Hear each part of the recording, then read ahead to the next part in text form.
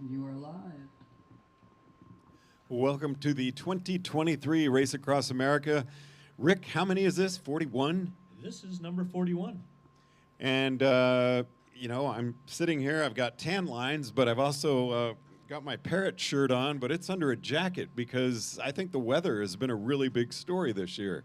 It's actually cold. It has been a very bizarre year for weather from the start to here. Like, just everything has been off, right? We've had, in Oceanside, we had really cool temperatures. It was kind of, the first few days we were there, it was kind of misty and rainy, but it never really got sunny, but it was never hot. And even into the desert, where it's normally 105 to 110, we were sitting at 94, 95 for both starts. Which was a low temperature, you know, just a couple of years ago in 21. It never got below 95, I think, that year in the desert. Oh, at night, like when we were driving across, we stopped in Phoenix, and when we got in at like midnight, it was still 98, I think. So the highs were lower than some of the lows on that year. So it's been a really funky year, and then even through Colorado and Kansas, the weather's been really pretty mild. I know a handful of teams and solo racers got some little pockets of storms, but nothing that has been prolonged at all. And then you get out here, it seems that a lot of teams have kind of skirted around the storm. Some of them have hit some, but here in Annapolis, it's rained every day, which is really unusual. And not in storm fashion, it's been raining every day. I mean, it's just nonstop. Yeah, they're not thunderstorms. They're like literally just pockets of water that are sitting over the top of us. And right now it has stopped, but like this morning it was raining. It's supposed to rain later today. So we get these weird little pockets of dry weather, but it's still really wet, hanging moisture in the air. Which really just goes to show that RAAM is so unique every year. I mean, and I really want to focus on the racers, but just wanted to touch on the weather at first because it really is a big story this year. Yeah, there's no question, right? So there's always detours, there's always small things like that change things, but the weather for sure, never are you going to get the same 2 years in a row. And if you talk to people, like I was talking to Chris DeMarchi from Team Beamer about setting the record, and he's like, yeah, to do that, the weather has to be great. Like, you can't get caught in these storms. And I know, like, Yuri Robic, his final race, he came out to break Pete Panseras' record, and he was fully prepared to do that. But he literally rode in a storm from, I believe, Wolf Creek Pass to Annapolis. Like, he could not get out of the weather. So you have to get lucky. You have to hit those pockets, those years where the weather is mostly favorable. You're never going to get it 100%, but you can get it 85%. And if you get that, you got a shot. Now, a number of things people are going to hear me talking about throughout the weekend is women racers, 50 plus, 50 to 59. And something I want to address with you right now, I'm going to be saying times are provisional. Why is that? So, like years, we have course changes or course alterations. This year, we've had it. I think it was last year too. Big fires in Arizona that required us to have pretty sizable long shuttles. This year was about a 100-mile shuttle, and we can do them by hand and get you a number that is pretty close. That's a good result. But after the race, when we can actually go in and take out sections of the mileage and make it more accurate, we can get much better, more accurate results, which is what we want. We don't do that mid-race because it can wipe out all the data. And if we do that, then nobody gets a result. So the objective is to get people on stage, get a result that is close so that we have an idea. It shouldn't change their standings or anything like that. It'll change speeds a little bit and some of the data in the time stations. But ultimately, you're going to get a far more accurate result, which is what the goal is to get. And we just cannot do it mid-race. Our system is not built to handle it. And the people who are far smarter than me working on the back end of it said it's too risky to do because we don't want to wipe out all the data and then nobody has a finish time. Now, let's go back in the day, really start talking about our field. 28 years ago, 1995, Race Across America, Tom Davies was just, people were in awe because this guy was 51 and he was a out. relic. But at the time, that's how that age was viewed. And it was a shock to people that he was, top 5. He was really competitive that year. He finished with a 10-day, 6-hour crossing. And, I mean, it was a new senior transcontinental record. And now this is the 3rd year in a row that someone from the 50 to 59 age group is going to win. Well, right. And so, kind of along those lines, when my dad raced at 61, he was only the second person to have raced at that age. That was it. And so, everyone was like, wow, that's old. And, sure. And then you see Hervé Talabardon come at 69 and have a finish. Like, amazing. But what's incredible, too, is you're right, these 50 to 59-year-old racers are starting to dominate these fields. Even the raw record that was set, Marco is 50 years old.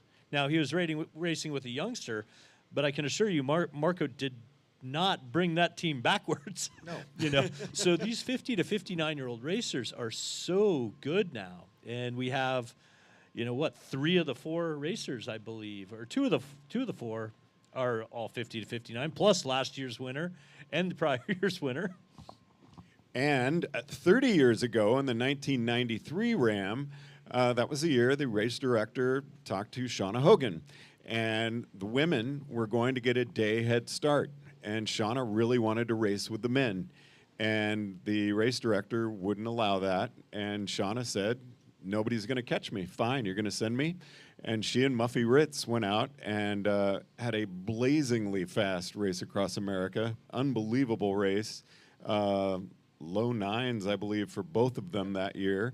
And, now in 2021, Leah Goldstein wins overall. Yep. And in 2023, Isabel Pulver from Switzerland is about to be crowned the overall champion.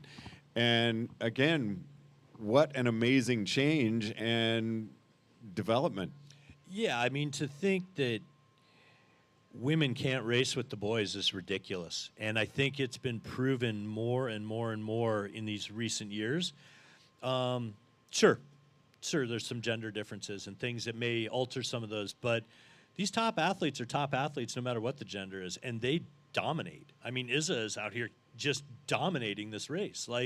And Leah was right in the mix up till, Mississippi River. And she's still not that far back. And she had a great race a couple years ago. But you've seen, the transcontinental race in Europe. Woman won that. You're starting to see women just come out and kick ass in these events. And it's super cool to see it. So at least 2 of our top 4 are 50 to 59, both women. Yep. And 3 of our top 5 are women this year in the solo field. I mean, fantastic. So far, I'm not sure where Heather's sitting. But she's floating around in there. It doesn't matter. 3 of the top 6, 3 of the top 7 are women. I mean, it is so great to see these performances by such talented people. I want to say it's age defying. It's not, because 50 years old is still not that old. But like you said, a few years ago, it seemed like a 50-year-old doing this was ridiculous. But currently, if you look at the results, there's more DNFs in the under 50 age category than there are in the 50 to 59 category. And maybe with the age comes wisdom, experience, whatever it may be. They still have to have the athletic talent to get them where they are, and they are proving it year in and year out. And the year that Shauna and Muffy were told to start early, I mean, they're 2 of the most talented racers RAAM has ever seen. And sure, who knows back then? I can't remember who won that year, but they were Rob Kish. Yeah, Rob Kish. So they probably weren't that far. 93 was Jerry Tatray. Jerry Tatray. So, yep. Yeah, I mean, they're right there with these guys. I mean, they're not that far behind. They don't need head starts at the front end of these fields. They're racing at the front ends of these fields. Well, it was funny. We won the 4-person team relay that year. We caught Jerry Tetre in Tennessee, but neither the winning team nor the winning male caught Shauna or Muffy. They lived up to Shauna's promise. Yeah, and they and year in and year out, they've proven that they can do that. And again, you see the ladies out here this year. They're proving they are as good and talented. Raw last year, you had, I think, 2 of the top 4 women, Heather Poskovich being one of them, were right up in that top 5 racing group. And it's like they're good. They're so talented. So people who want to argue that, where they should be, what they should, like, you're crazy, because you are seeing some fantastic racing this year. I mean, it has been great to watch. But the differences in age and gender, those gaps are narrowing. You know, certainly at some point age does take a toll on you, but 50 years old doesn't mean the end of your racing career. And how about Issa this year breaking 10 days? So we just got a quick update. Issa's a couple miles from our official timing finish line, and it will probably take her another 30 or so minutes to get here. But yes, the first woman to break 10 days since Shauna and Muffy did it. Yep.